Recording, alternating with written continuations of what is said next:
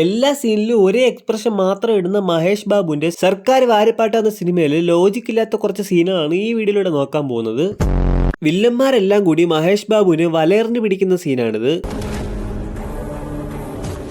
വലയിൽ കുടുക്കി വലിച്ചോണ്ട് പോകുമ്പോൾ പുള്ളി ഒരു മരത്തടിയിൽ ചവിട്ടി ചാടി വരും. അപ്പൊ ദാ വലയെല്ലാം കൂടി മുറിഞ്ഞ് പല വഴിക്ക് പോകും.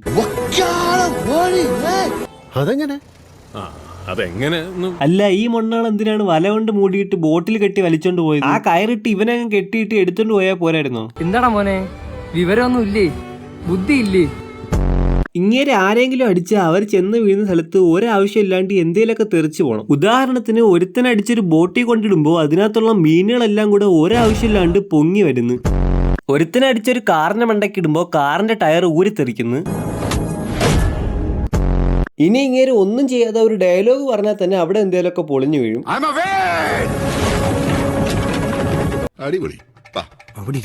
ലാസ്റ്റ് ആയിട്ട് ഇങ്ങനെ ഒരുത്തിന്റെ വായിൽ കൂടെ ഒരു ഗ്ലാസ് അടിച്ച് കയറ്റി വിടുന്ന സീനും കൂടെ കാണിച്ചു തരാം. നിന്റെ അടുത്ത് ഞാൻ എന്തോ ഉണ്ടാക്കാൻ വന്ന്